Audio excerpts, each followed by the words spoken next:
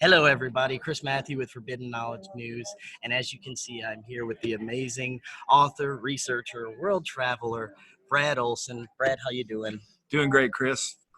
Really Well, nice to meet you face to face. oh, Finally, yeah, we've done it's so awesome. many interviews over Skype, and now here we are. Yes, it's great to meet everybody face to face. How are you enjoying the convention so far? So far, so good. I was the first full presentation this morning, and I was glad to see a lot of people came out for it, and very interested in the subject in Antarctica, which I just came back from almost month-long trip.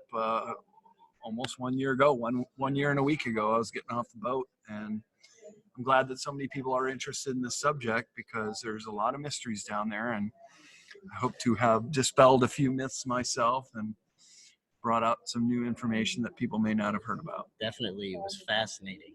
And we've talked before about Antarctica. And one of the things that we haven't talked about, well, there's a few things that you brought up in your presentation. One thing I found fascinating was that there's 4 poles in Antarctica. Can you talk a little bit about that, what the different poles are?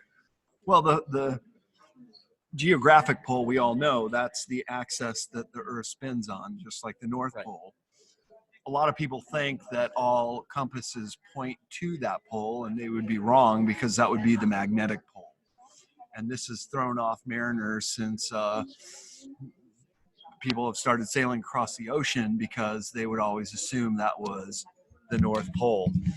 That's just the axis it spins on. The magnetic North Pole is actually off the continent of Antarctica now, just in the same way that the magnetic North Pole is racing across the Arctic Ocean towards Siberia. Things are changing, and I kind of ran out of time, but I was going to talk a little bit about pole shifts, and I did show a slide at the end there of where the next poles could actually end up being. And Charles Hapgood wrote a book called Path of the Poles. Albert Einstein wrote the foreword to it. So that's interesting because the poles are on the move. The magnetic poles are on the move. You also have a geomagnetic pole, and that's the geographic magnetic pole, and that's where all the southern lights take place. And that's also where the Vostok station is, and where they're drilling down 2.2 miles under the ice to reach the mysterious Lake Vostok, which is one of the largest freshwater lakes in the world, and has only been penetrated and discovered in 2012. So there's a lot of science that is moving very rapidly in Antarctica, and that's why the first half of my talk I discuss a lot of things that are going on down there with some of the research stations. But to finish your question about the 4 poles, then there's the pole of maximum inaccessibility, which is the point in Antarctica that is the most remote from any shoreline or any city or civilization or even a research base. And the pole of maximum inaccessibility is very difficult to reach, well, unless you fly there. Of course, you can just land on the polar plateau and go. But some people try to cross-country ski across the polar plateau. Some are successful if they're not going into these areas that are inaccessible, such as around the South Pole, where there is a giant no-fly zone and they won't even let you cross-country ski across it. Unless you're Prince Harry, because he did that. Yeah, you get the divine right to rule, then I guess you get to cross-country ski wherever you want to go. I would imagine. And a lot of the elites actually visit Antarctica under very mysterious reasons. You know, you can't get much information, especially when you have political leaders going down there. You don't hear exactly the reasons they're going down there. It's very mysterious, and a lot of the elites, it seems like some kind of elite Disneyland down there or something. Well, yeah, that we call it the Illuminati Disneyland because they are going down to see something. Yeah, it would seem. And often they'll disappear for a couple days, like John Kerry and we think Buzz Aldrin went off the itinerary and just, where'd they go? Nobody knows. Maybe to some of these under ice bases, which are presumed to be down there, which Corey Good says he has visited. Wish there was photographs instead of artist representations. But that's why I put it in the second half of my talk about what is speculated that's down there. And while I'm still collecting data points to put together to try to verify some of these claims, some pan out more than others, and other photos that I've collected turned out that I can pretty much say they're fakes. So there's disinformation regarding what's down in Antarctica, and then there's a lot of hard science that's also happening. And some of the things they're finding are absolutely mind-blowing, such as the meteorites with microbial life from Mars, which was ask you about that. which was called the very first verification that extraterrestrial life has come to this planet, even though it's very much microscopic in size. But nonetheless, it opens the door to the slow drip of lowercase d disclosure in the mainstream media. We know a lot has accelerated since then with the Tic Tac videos, and now the Navy acknowledging for the first time that a lot of these videos are actually authentic. So you're getting disclosure in a different kind of way. But the fact that it started in Antarctica with this microbial life coming from Mars is pretty interesting. So some of this hard science is going down there, as well as the cosmic rays coming out of the Earth at a 30-degree angle. Even the stuff that's even making it into the mainstream media is still pretty mind-blowing what's going on down there. Yeah, you just mentioned the cosmic rays coming out of Antarctica. Right. That is absolutely fascinating. Yeah. Talk a little bit more about that. So this is a fairly recent discovery. They have a program at the Amundsen Scott South Pole Station called Ice Cube, and they're putting highly sensitive sensors into the ice that can detect earthquakes from around the world, that can detect pollution or any kind of contaminants, which if they make their way all the way to the South Pole, then you know it must be global in scope. So they're also monitoring vibrations as far as volcanoes or earthquakes going off. And then they were putting up these balloons a couple years ago that were highly sensitive to many different types of forces. And that's when they detected the cosmic rays coming out of the Earth. And only at the South Pole, which is very interesting because that's where the no-fly zone is. And that's where Linda Moulton Howe's whistleblowers have said they've seen the massive hole in the ice, which could just be an entrance into some of these massive caverns under the Antarctic ice, or it could be an entrance into the hollow earth. And this is along the lines of what Admiral Byrd wrote in his diaries as far as flying a plane into it. I mean, the chasm was so huge, yes, he felt comfortable going into, circling around, and coming out of. So more mysteries and more questions than we have answers to many of these subjects, Chris. Definitely. And you briefly mentioned just now the volcanoes. Right.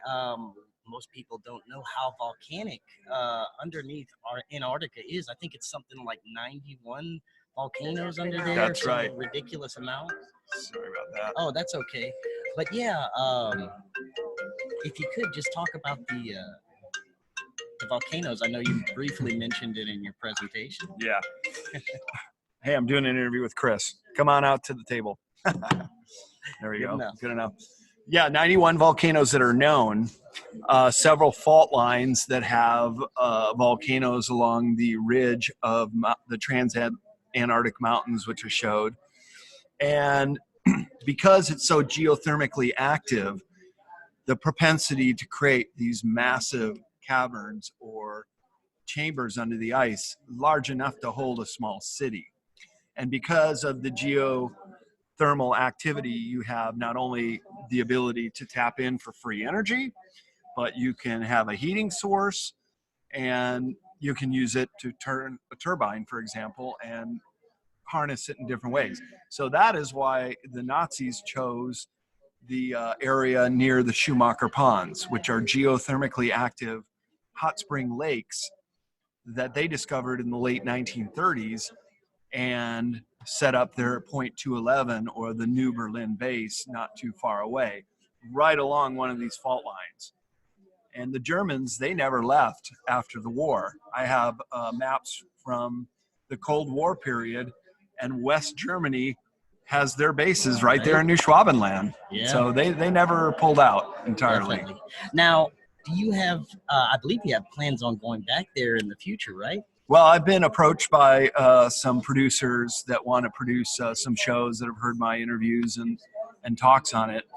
And if I were to lead the expedition, I would want to go to this New Schwabenland area. So we would come in via South Africa instead of South America, because each area of this massive continent that you want to go to, it's better to approach from New Zealand, South Africa, or South America. So in this case, to go to New Schwabenland would be coming in through South Africa corridor. And there are some research stations that we could get support from, but I would love to go in search of the New Berlin base with some Geiger counters to see if indeed they had been nuked back in the late 1950s under Project Argus, when the US was doing a lot of nuclear bomb explosions in the Southern Ocean, which really makes no sense that they would have to go so far away to do this, unless, of course, they were intent on taking out the New Berlin base once and for all with nuclear bombs. So that could be an undiscovered mystery if we went down there with a film crew. That, as well as going to the Conan base, which I showed pictures from Google Earth in 2013, there is something big under the ice there. And if we could somehow get access to that, that would be the craft under the ice. I would say that's my number one of all the other sites that I've identified that may have something strange and anomalous under the ice. That would be the place I'd want to go to. And that is not too far away from New Berlin. Now, you showed a picture of that anomaly. How big would you estimate that is? And they covered it with a tarp now, right? Correct. Yeah, you can still go to those coordinates that I gave and see all these points sticking out. I think there's about 20 of them, and that corresponds with the 20 ridges of the craft that could be seen in the Wayback Machine of Google Earth if you look back to 2013. And that's where I did the screen capture of that craft and the landing strip and some kind of activity that was going on that year. And then they covered it up with a tarp, and then the snow's blown over it, and all you can see are the tops of the tarp sticking out. But I would be sure that there'd still be some way to get back in there. Right. Any idea of estimate how big that would be? Yeah, you can kind of tell with the airstrip and the snowmobile track. I would put it at close to a quarter mile, pretty darn big. And you can even see like tiny specks, which might be people standing there or some equipment, and it's really small in comparison to the size of this thing. Now, what other places would be the best places to search for some anomalies that have been speculated on in Antarctica? Well, certainly around the South Pole, if there would be a chance to go explore around this no-fly zone. Apparently, the hole in the ice is not even that far away from the geographic South Pole, only 20, 30 miles away. You can't see it if you approach it from the other side, and I think that's why the base is where it is. But if it were possible to go explore around there, that would be great. Also, I've been offered the opportunity to join Brooks Agnew exploring the Arctic region to find the other hole in the ice, because there are two massive chasms that are entrances into this hollow earth, and he has the coordinates for it. So we're going to go looking for that in 2021 in the summer. And because of my experience in Arctic regions, I've been asked to be a co-discoverer, Right. co-leading this group with Brooks and a film crew, and maybe some other passengers on an icebreaker that we're going to take across the Arctic Ocean to get there. Awesome. Yeah, I think that would be one of the best places to research, because the hollow earth, I think that theory is very compelling to me, because I think a lot of these extraterrestrials are possibly here on Earth, and they come from inside the Earth. What are your thoughts about that? Yeah, that is one of the theories of where extraterrestrials come from, that they are not from faraway planets at all, that they are right here on Earth, living in some of these massive under-Earth chambers. And so they're called intraterrestrials. They're inner-Earth terrestrials that have been here all along. There's a good argument to be made that the reptilians are one of these races that have been here for a long time, because many of them have lived and breeded and had offspring here on Earth, that they can dodge this whole notion of a prime directive that extraterrestrials cannot interfere with the development of an emerging species like the humans are. So that's sort of their workaround, because they too are Earth-born, but they're not from here, and they have come here a long time ago. I know the time frames around 7,700 years ago, but humans have been here a lot longer. And then you have the proto-humans that came from Cro-Magnon, Homo erectus, that may have had some of our human DNA spliced. This is the emerging view of how humans came about, because in my book, Modern Esoteric, I talk about the blood of the gods, the Rh negative blood type. We were just talking to Kate Thorvaldsen about that a second ago, and my family is Rh negative blood. So it's very intimate to me. I've lost an uncle because his blood was incompatible with my grandmother. And this happens in no animal species. Only humans have this, where a mother can contaminate and kill its own offspring.